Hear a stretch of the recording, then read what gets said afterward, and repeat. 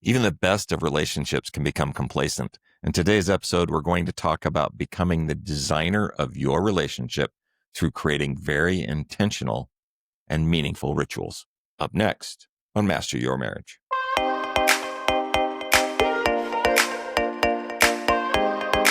Welcome back to another new episode. We are really excited about today's episode because it's a topic, first of all, that we love to talk about. Oh, yeah. We love this one. And it's something that has made such a significant impact in our own relationship. I think that's why we love to talk about it.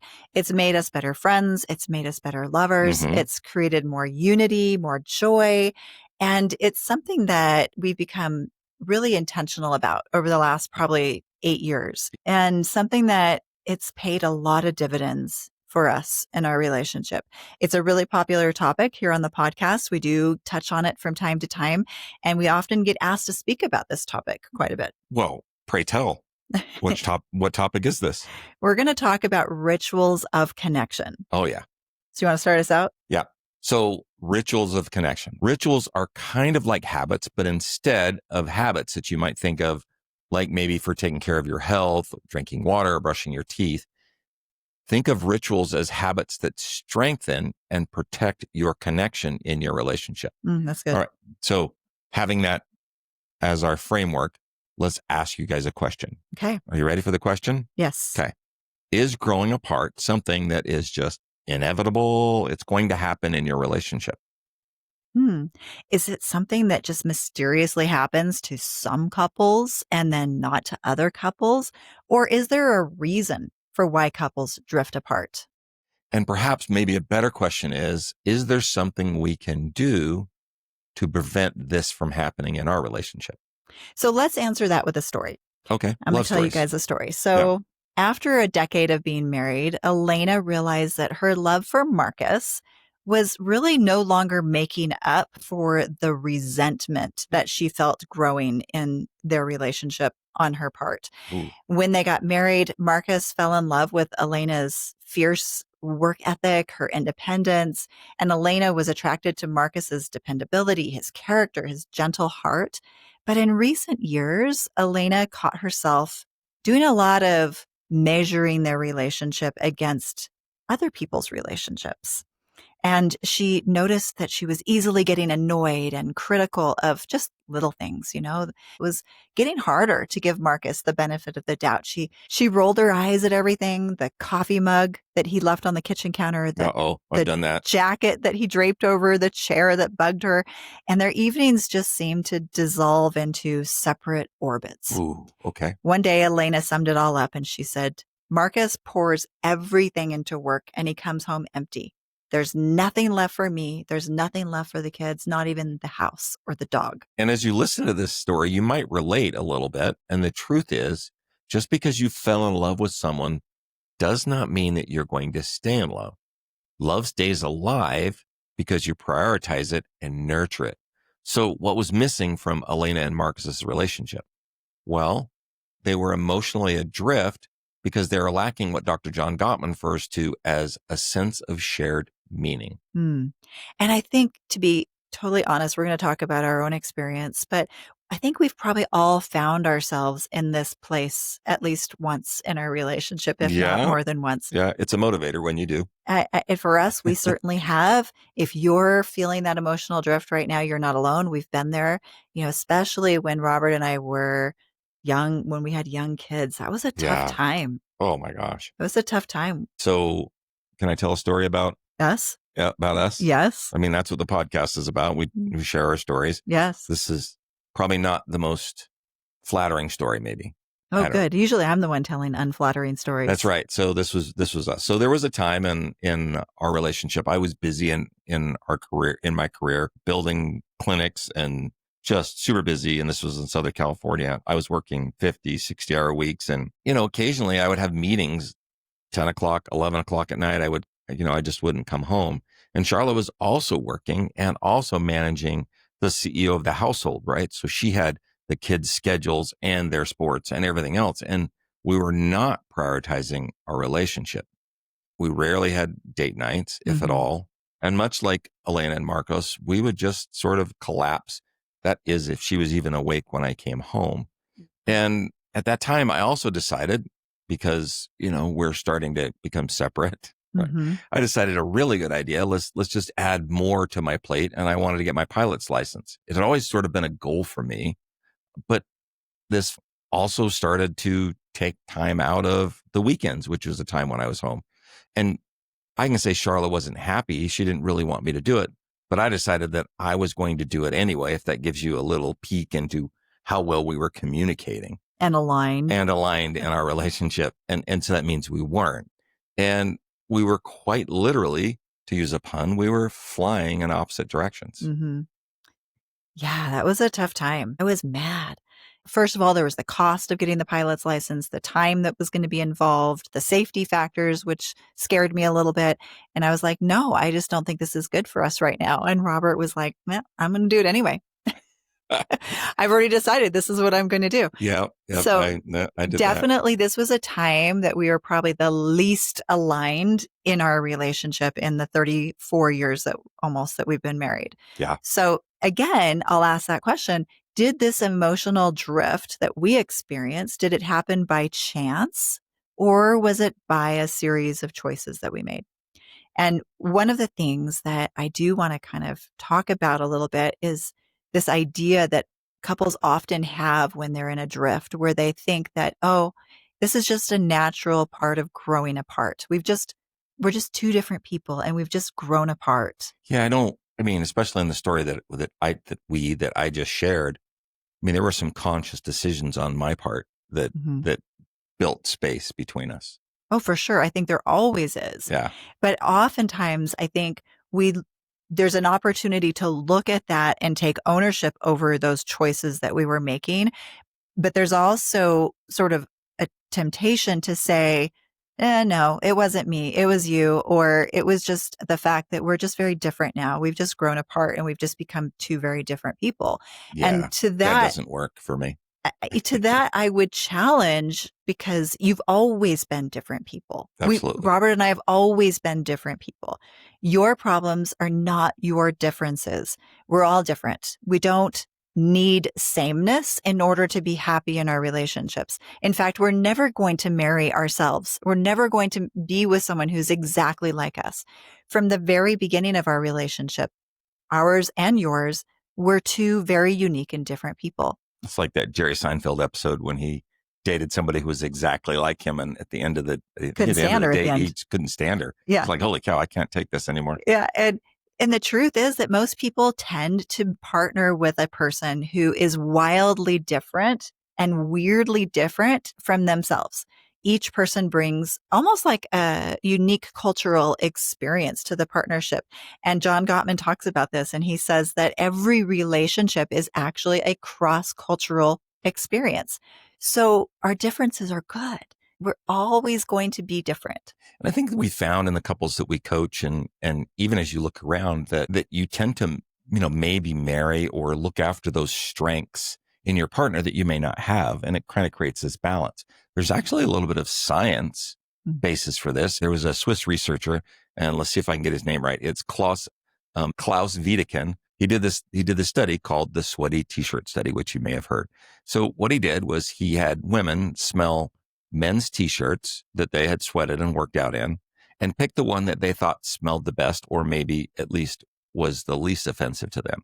And what was interesting was the women generally picked the t-shirt that was worn by the man who was the most genetically different from her. And I don't just mean genetically different, but we're talking about the specific genes, the MHC genes, which are a large group of genes responsible for the immune system. So why would that be? Let's play with that a little bit. Why would we, from an evolutionary standpoint, choose a partner that is different from us genetically, especially when it comes to our immunity? A greater chance of survival. Yeah. Yeah.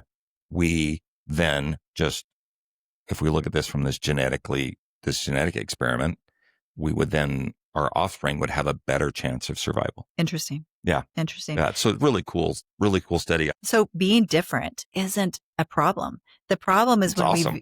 The problem is when we view our differences as a problem, Oh, yeah. and then we try to force the other person to becoming just like us, which ironically we wouldn't actually like if that were to actually happen. Yeah. That's Yeah. that's the problem.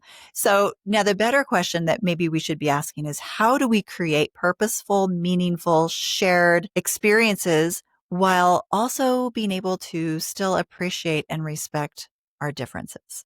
Well, I'm so glad you asked, because Funny question, right? that brings us right back to rituals of connection. And one of the reasons, I just have to share this, that I love this word rituals so much is because to me it signifies something. It signifies something sacred, and it's something that we protect. It's something that's highly important to us. It represents something that Robert and I are intentionally creating together that brings us closer together, that makes us more intimate and more connected with each other. Yeah, these are excellent tools. That's why I like the word rituals, because to me Ah, that means sacred. I love that. I love that. And one of our favorite rituals, which we've shared with you on the podcast before, is our annual alignment and goal setting weekend. And we've done this for probably at least the past 8 years in some form. And this is something that has evolved from year after year. And it's something that is incredibly meaningful to us. It is a non-negotiable. We block out this time. We just make sure that it happens every year. And it may have started as just us trying to get together for a date night.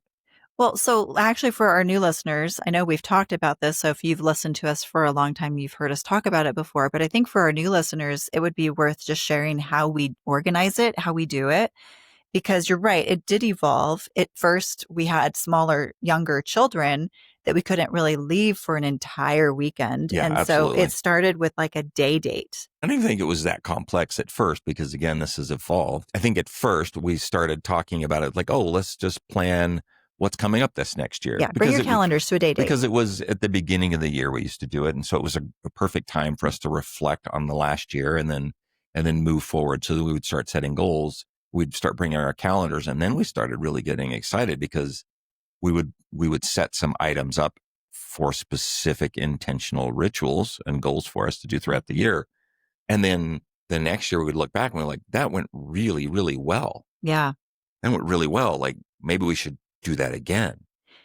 And then we did it again. And then again, it evolved. Then it became one night. We were able to get a babysitter for one night. Yeah. And then it became 2 nights. This year, we're actually going for 5 nights. Yeah. So, I mean, it's definitely changed, but we try to make it really fun and really romantic. So when we do this alignment weekend, yes, we bring a calendar. Yes, we bring a whiteboard. Yes, we're bringing like these action items, but we also know that this is our chance to have romance. And so we usually have two of our favorite restaurants in this little town that we usually go to. Yep. We go to a hot springs that's there in that area, and we go for a swim. It's just a fun, intimate weekend. I think even more than that, we always try to find and do something new Mm-hmm. each weekend. Each time we do this, we're like, oh, you know what we should try next time? And there's some novelty that helps kind of create new memories and new connection around that as well. For us, this is a ritual that is so important to us that we don't let anything get in the way of us doing this every single year. It's our favorite like trip of the year. Let's break this down a little bit more with rituals, because one thing I do want to make clear is that rituals are not always these big grand gestures like the one that we just described. No, there actually can be quite simple. Yeah. And, maybe even more day to day. For sure. I Yeah. think most rituals are actually going to be part of our everyday flow of life. And research has shown that connection rituals can help couples to stay engaged, to stay aligned, to have more positive feelings, and to overall just boost satisfaction in their relationship. So let's take a look at a couple examples of rituals, and you'll probably want to grab your notebook or your phone app here and take some notes. Okay, first one, we call this leave taking, which really means how do you say goodbye before leaving the house or for work each day? Don't just let your partner walk away without finding out something about what's going on in their day. So for leave taking, maybe an example for Charlotte and I, she is adamant that even if she's asleep, she wants me to wake her up and give her a kiss. And then I'll just tell her something quick about what's happening today, like, oh, I have a meeting or whatever. And this kind of just keeps the connection going. So maybe you might have a ritual of maybe showering together. Or maybe you create a ritual of this long hug before you walk out the door. There's tons of different ways to do it. What's another leave taking ritual that we've talked about with our clients? Yeah, I think the morning ritual that you create could be breakfast together. Yeah. It could be coffee together in the Our, morning our Mason does that. He'll do his morning ritual with his wife. They do coffee on the porch. on the back porch Yeah. before work. Yeah. And I love that just finding out something because that also is updating your love maps. So Robert usually finds something out about my day. I usually find out something about his day. We often do shower together in the morning, except on Tuesday mornings when I sleep later in than he does. And so but he does come over and he makes sure he wakes me up just to say goodbye. Yeah. So what are your rituals? Think about how you start the day. Another thing to think about is how you return home. What rituals can you create at the end of the day when you come home from work? Is there an affectionate way that you can greet each other?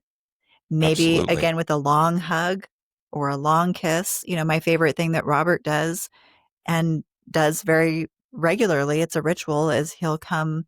Usually wherever I am is where he'll come first, not the garage, not getting the mail, not bringing the trash cans in. He usually comes in and greets me and does that first. And he usually swipes my hair from the back of my neck and kisses me on the back of the neck because he knows that's my favorite place to be kissed. And I love that. So that's a sweet And, ritual. and it's funny about that ritual. I mean, I know that that's one of her, we'll call it a love language, but I know that's one of the things that really lights her up is that connection. And it is part of our ritual. So when I come in the house, even if my 17-year-old, 16, 17-year-old is sitting there with his hand up waiting for a high five, I'll high five him and I walk straight over to Charlotte. And it's not that I don't love my son. It's just I want to make sure that she's the first one I connect with. And then I'm back to wrestling with him or tackling from behind or whatever Yeah. it is Yeah. as that goes. So that's the coming home. Okay, so another ritual that I encourage all of my coaching clients to do is something called a stress reducing conversation. Yep. And to make this a ritual 5 days a week at minimum on all the days that you're going to work, because what that does is we have an episode on this. It's a couple episodes ago. Go back and listen to it. But it's a way to insulate your relationship from outside stress. And everyone has these outside stressors from their work and from neighbors and outside family members. And you need to have some way of coming back together and being each other's ally. So you need a way to soothe, to co-regulate. And so we have a method, and it's a ritual, and it's called stress reducing conversations, which is a daily 20-minute check-in. And it's fire. It's Yeah. fire. And so it usually starts, and it depends on how close I am to home. Sometimes I'm in an office farther away, but I will call Charlotte and just say, hey, you want to go grab a drink or do you want to go pick up dinner? Or maybe should we go have a salad at one of our favorite restaurants that's down the street? And so it's a great way to just connect and just listen and talk about the day. And then it helps you just connect with your partner again. And we are talking about what happened in our day. Yeah. What went right, what went wrong, what went well. And if you had a really bad day, it's just a way to support, not a way to fix. It's just a way to be there as an ally. Yeah. And for any of those, it's, again, especially the stress reducing conversations, there's a great podcast on that. We should have rituals around how we go to bed at night, I think, too, right? Yes. Yeah. So how could you make your bedtime more meaningful? Are you going to turn off the TV? You're going to spend time connecting? Do you like Charla? She likes to sit and cuddle. Light some candles. Yeah. Maybe light some candles and watch a little bit of TV. And it's really just about, putting down the devices and just being present. I think that's a great term. Do you want to pray with your partner? Do you want to read scripture? Never go to bed without having a kiss or a hug. I think that's a good one. I Yeah. think if you make one ritual out of this episode, maybe it's just that you never go to bed without a long kiss. Right. I think that's a beautiful ritual that you could start with. Let's talk about date nights and getaways. I think it's a good idea to have a weekly date night. That's something I recommend for everyone. Is that on your calendar right now? If you open your calendar right now, do you have a date night scheduled for the next 2 weeks? If not, maybe that's something you want to sit down with your significant other and plan. And maybe you do something where, he takes a turn planning, you take a turn planning. Maybe it's once a week, maybe it's twice a month, but is it on your calendar? And we would say if you could make it once a week and try to do something at least 3 times a year where you're going away for the weekend. Yeah, those are awesome. And one of our favorite things, especially over the summer, is just, is camping trips. And it doesn't need to be elaborate. Like, I mean, and I love this that my daughter, she's not in the house anymore. She's sort of picked this up for her as well and her partner. She likes to go camping. She just comes and gets some camping gear, and they call it a $12 date night. It's $12 to reserve a campground. Yeah. And some firewood. Just bring some food from the fridge and you just go spend the night. And these are just a few ideas to just kind of prime the pump on maybe date nights and some other things. But as you become the designer of your own rituals, you now are designing your connection and you're designing your relationship. Love it. So, couple tips that we're going to give you, maybe 3 or 4 tips on how to design your rituals that I think are really important. First is start by discussing what types of rituals you find meaningful. Like I said earlier, if these ideas work for you, great. But if they're not meaningful to you, then don't use the ideas we shared today, because if it's not meaningful to you, you're not going to stick with it. Yeah. And if you're not a camper, don't go camping. If you're going to ask me, like, which one should we start with? I would say leave taking, when you leave and when you come home. Those would be 2 really great places to start. And how you go to bed at night. Right. And how you go to bed at night. But I like the first 2 because I think those 2 are always going to happen. Easy. Maybe you have small kids and somebody's sick and everything else, but you're always going to leave and you're always going to come back. And if you work a ritual around those 2, I think it really becomes a lot simpler. And then make them sacred. Like, just commit to doing them. And as you do those activities together, it becomes a little bit more habit. Yeah. Much the same way I come looking for Charlotte when I come home, because now I've created this habit and it's meaningful to her. Another tip is to just make sure you're consistent with them, which is what Robert's talking about. And that way they become this integral part of your relationship. Yeah. And as I mentioned, just starting small, and it's not the big things. We know people who've like, oh, we're going to take this grand vacation and it's great and everybody's happy. And then you come back to real life. These small gestures, these rituals insulate your relationship from the drift, from the bumps in the road and the drift. Yeah. And the emotional drift. Yeah. Yeah. I think, paraphrasing Jordan Peterson, he said, I love this quote. It's the work you do over the dinner table and in the small moments of your life that make the difference. It's the small things done often. That's what we create the biggest difference. I love that. And you can reach out to us for help. So if you need help, in fact, we actually want to personally invite you to a private coaching live session that we're going to be doing at our retreat, actually, that we're doing on November 29th. So this is our annual event that we described to you today. And we are going to invite you to come along with us. We're going to Knoxville, Tennessee this year. That's where we're going to be doing our planning, aligning our values, aligning our goals, aligning our vision. And so you can come along and take a little sneak peek into kind of behind the curtain exactly what we do. We're going to go live on Zoom for about 3 hours on Saturday, the 29th. And we're going to do some actual live coaching work with you to help you get aligned as a couple. We're going to help you design goals, design rituals, and how to align your values in such a way that 2026 is going to feel like the most aligned year you've ever had.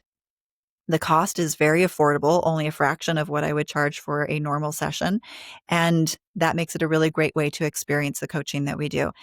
Best of all, for our podcast listeners only, you can get a discount code. This is just for our podcast listeners. This is so amazing. You can use the code ALIGN and get 50% off. So it's like so affordable. Just head down to the show notes, grab the link there, or you can go to masteryourmarriage.us. And there's a banner at the top of our website and you can register there. Use the code ALIGN. So I think we're ready to add some rituals to your relationship. I think so. Come on over to social media, So on Instagram, we're at Master Your Marriage. We'd love to have you just engage in a conversation with us. Tell us what's working. Tell us what your thoughts are. We'd love to hear from you. We want to leave you with one thought today. Be the designer of your relationship rather than an accidental participant. As you do, you'll discover deeper, more meaningful connections. Thanks for listening to our show today. If this episode resonated with you, would you kindly leave us a review and share this episode with a couple who you know needs it? Again, as Robert said, follow us over on Instagram at Master Your Marriage and visit masteryourmarriage.us for more information. Be kind to each other this week. Put each other first. It's the small things done often that create the biggest impact. Until next time.